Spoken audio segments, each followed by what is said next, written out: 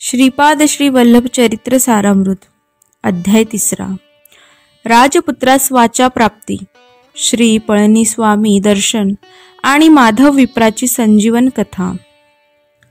श्री गणेशाय नमः। श्री गुरुवे नमः। श्रीपादराजं शरणं प्रपद्ये। सद्गुरूंसारखा असता पाठी राखा या वचनांची प्रचिती घेत श्री शंकर भट्ट विचित्रपुरात अचानक उद्भवलेल्या ठिकाणी कठीण प्रसंगातून अलगद बाहेर पडले। पुन्हा कुरवपुराच्या दिशेने त्यांचा प्रवास सुरू झाला। श्रीपाद श्री वल्लभ स्वामींचे नामस्मरण करत तर कधी प्रभूंच्या लीलांचे मनन करीत 3 दिवस शंकर भटांची वाटचाल सुरूच होती। चौथ्या दिवशी ते अग्रहारपूर नामक गावात पोहोचले। माध्यान्नीची वेळ झाल्यामुळे कुठेतरी भिक्षा मागावी असा विचार करून ते ओम भिक्षाम देही असे म्हणत एका ब्राह्मणाच्या घरासमोर उभे राहिले। तेव्हा एक अतिशय संतापलेली स्त्री घराबाहेर आली आणि इथे भिक्षा मिळणार नाही असे अत्यंत क्रोधित स्वरात शंकर भटांना म्हणाली। त्या स्त्रीचे असे बोलणे ऐकून अचंबित झालेले शंकर भट्ट तिथून निघतच होते। इतक्यात त्या घरातील गृहस्थ धावतच बाहेर आले आणि अतिथी महाराज क्षमस्व, माझ्या पत्नीशी कलह झाला आणि त्याची परिणिती म्हणून पैसे आणल्याशिवाय या घरात येऊ नका असे सांगून तिने मला घराबाहेर हाकलले।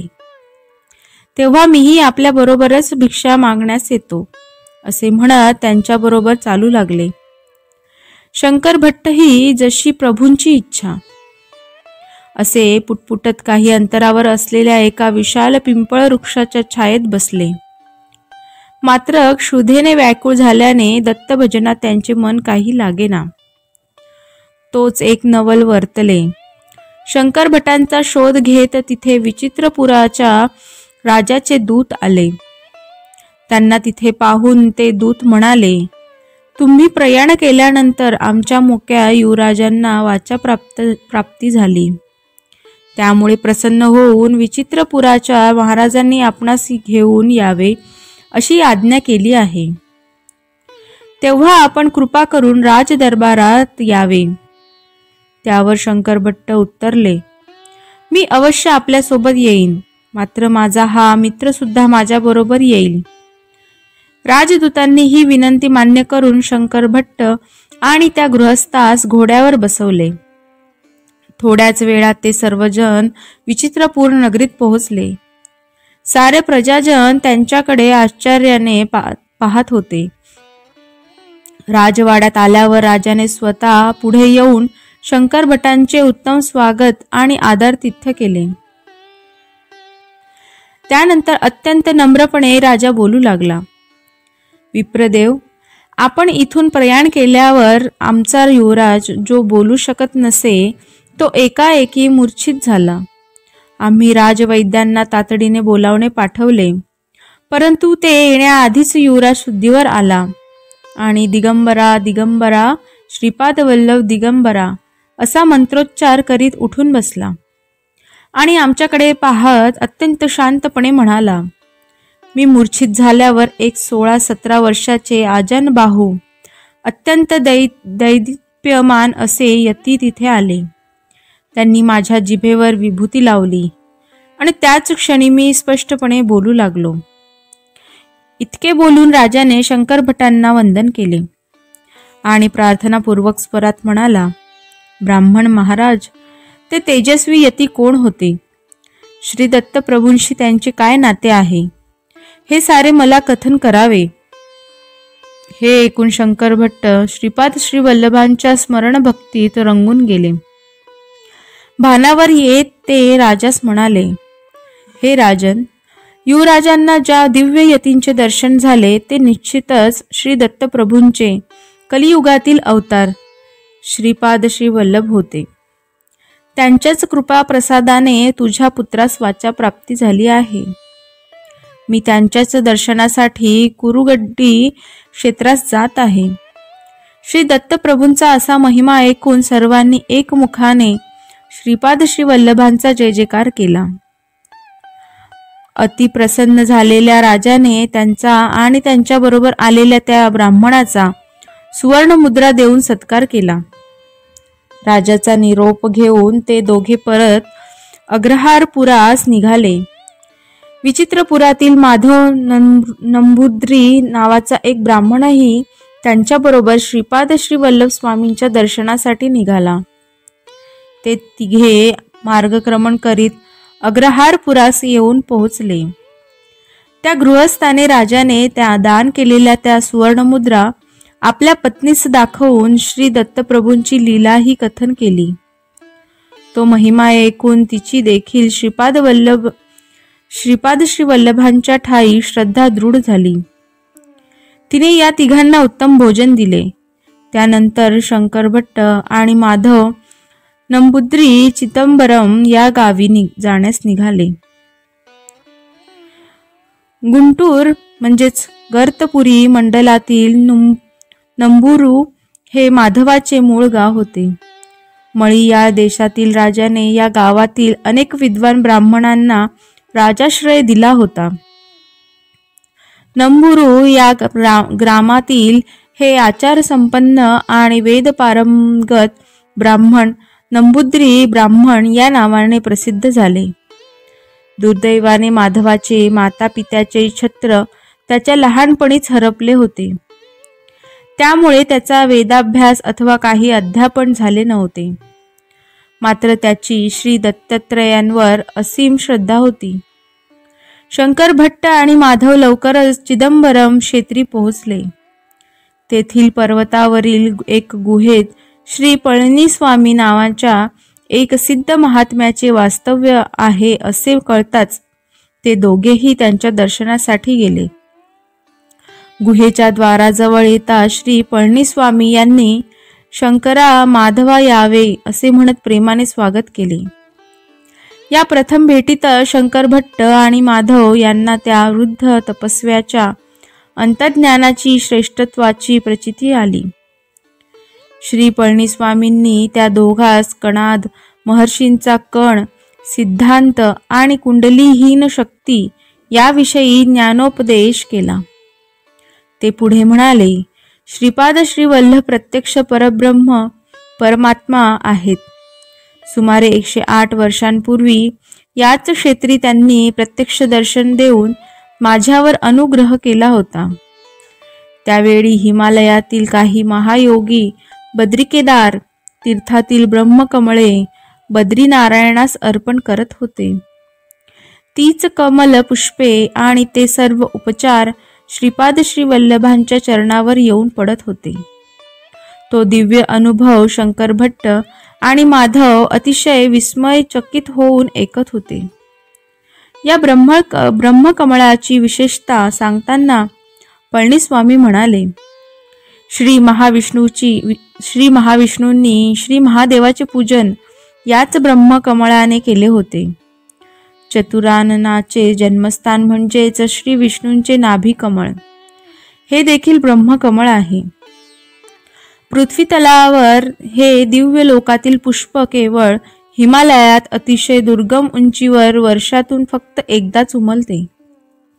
हिमालयात तपस्या करत असलेल्या असंख्य सिद्ध पुरुषांना अमरेश्वर हिमलिंगाचे दर्शन श्रावण पौर्णिमेस होते. त्याच मध्यरात्री केवळ याच महान तपस्व्यासाठी हे दैवी पुष्प पूर्ण विकसित होऊन उमलते. त्यावेळी सभोवतालचा परिसर एका अद्भुत सुवासाने भरून जातो.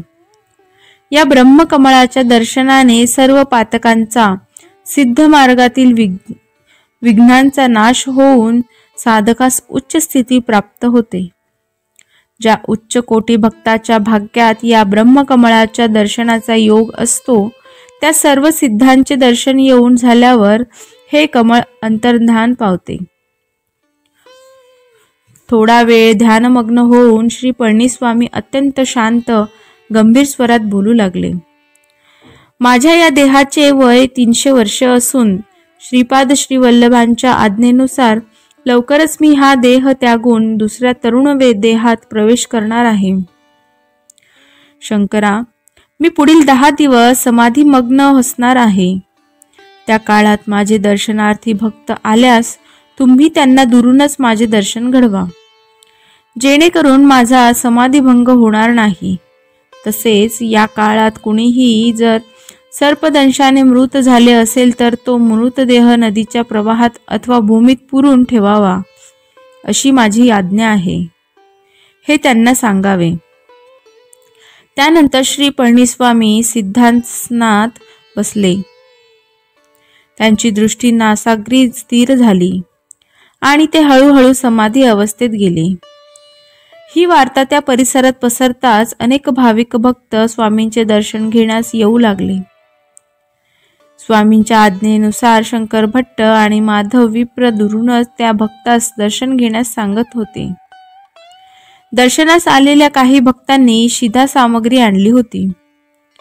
माधव ब्राह्मणाने ते साहित्य वापरून स्वयंपाक करण्याचे ठरवले. त्याने काही दगड रचून चूल बनवली. त्याला जवळच पडलेले एक शुष्क मोठे नारळाच्या झाडाचे पान दिसले. तेच आता सरपण म्हणून वापरावे असा विचार करून ते पान त्याने उचलले.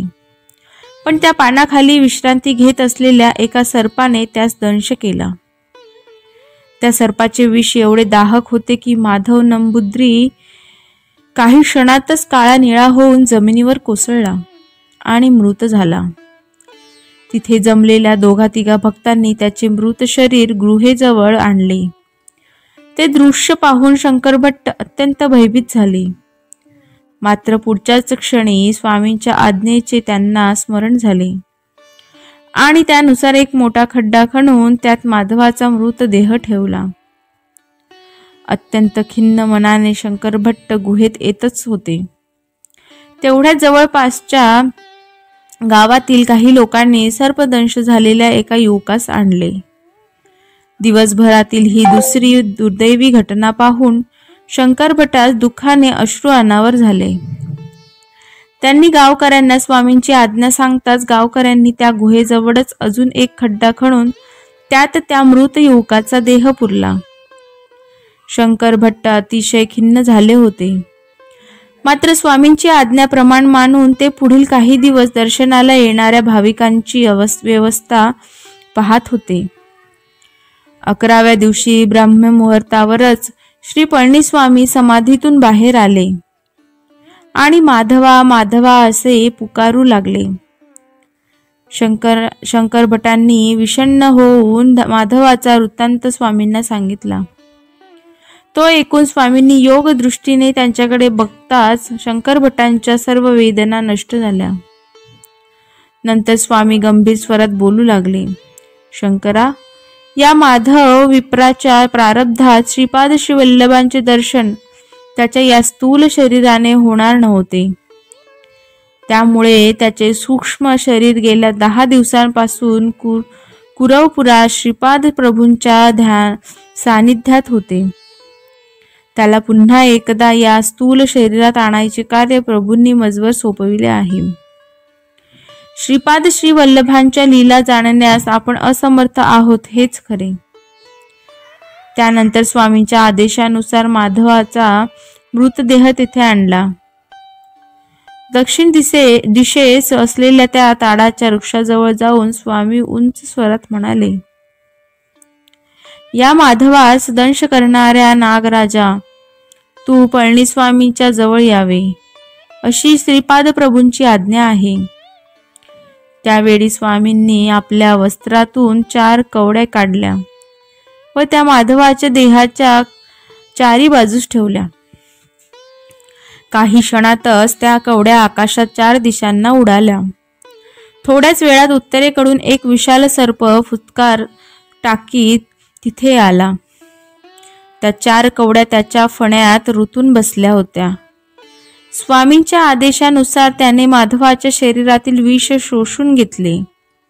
श्री पळणीस्वामींनी आपल्या आराध्य देवतेचे श्रीपाद श्रीवल्लभांचे स्मरण केले आणि त्या सर्पावर मंत्रोदक शिंपडले. तो सर्प स्वामींच्या त्यांना 3 प्रदक्षिणा घालून नमस्कार करून निघून गेला. हा चमत्कार पाहून शंकर भट्ट दिग्मूढ झाले. तेव्हा श्री पळणीस्वामी म्हणाले, पूर्वजन्मी हा सर्प एक स्त्री होता. त्या जन्मातील कर्मभोगांनुसार तिला सर्प योनीत जन्म घ्यावा लागला. मात्र मेल्या जन्मात एका दत्तभक्ताला भोजन दिल्याचे पुण्य तिच्या गाठीशी होते. त्या अल्पसेवेनेच तिला मुक्ती मिळाली. माधवाची ही पुनर्जन्माच्या पातकांमुळेच अशी ही मरणासन्न अवस्था झाली होती. मात्र श्री दत्तप्रभू अल्पसंतुष्टी होऊन अमाप फळ देतात. 10 दिवस जमिनीत पूर्णही माधवाच्या शरीरास काही झाले नाही. ही तर श्री दत्तात्रेयांचीच कृपा होय. श्रीपाद श्री वल्लभांचे केवळ नामस्मरण केले असता लक्ष्मी, धन, ऐश्वर्य, समाधान विनासायास प्राप्त होतात. त्यांचा अनुग्रह झालेल्या भक्तांच्या भाग्याचे काय वर्णन करावे. या 2 गोष्टी, 2 भक्तांच्या असा पूर्वजन्म वृत्तांत स्वामी सांगतच होते. एवढ्यात माधवामध्ये पुन्हा चैतन्य येऊ लागले. तुषार्त होऊन तो थोडे पाणी मागू लागला. मात्र पळणीस्वामींनी त्याला प्रथम तूप पिण्यास दिले. काही वेळाने थोडा फळांचा रस देखील दिला आणि त्यानंतर पाणी देण्यास अनुमती दिली. अशा रीतीने माधव पुनर्जीवित झाल्याचे पाहून शंकर भटांच्या हर्षाला पारावार राहिला नाही. माधवही आता बराच पूर्ववत झाला होता. त्याने आपला अनुभव सांगण्यास प्रारंभ केला. मी सूक्ष्म शरीराने कुरवपुरास पोहोचलो. तिथे मला आजानबाहू विशाल नेत्र असलेल्या श्रीपाद प्रभूंचे दर्शन झाले. श्री वल्लभांनी मला कुरवपुरातील त्या द्वीपाच्या मध्यभागी जा असे अतिशय दर्याद्र स्वरात सांगितले. मी स्वामींना नमन केले आणि नामस्मरण करत करत त्या स्थानी गेलो. अनेक भव्य प्रासाद दालने असलेला तो नक्कीच पाताळ लोक असावा असे नाग जातीचे लोक होते. त्यातील काहींना 1000 फणे होते तर काहींच्या शिरावर दिव्य मणी होते. ते त्यांच्या इच्छेनुसार कुठलेही रूप धारण करू शकत होते. भगवान विष्णूंनीही जसे शेषनागावर शयन करतात तसेच श्रीपाद श्रीवल्लभ तेथील एका 1000 फण्याच्या नागावर शयन करीत होते. तेथे असलेले काही महासर्प प्रभूंकरिता वेद गायन करीत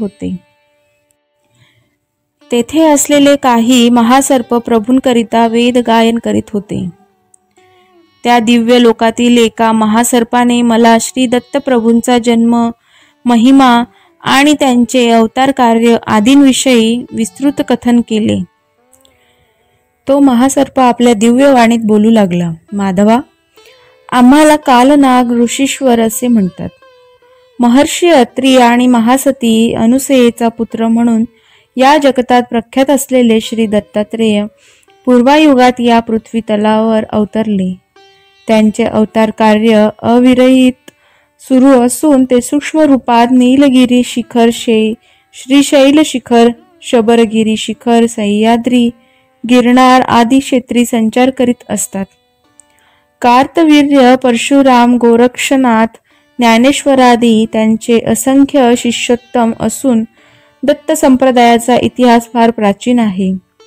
हजारो वर्षे या पृथ्वीतलाचे परिपालन केल्यानंतर त्यांनी यापुढे गुप्त रूपात कार्य करण्याचे ठरविले.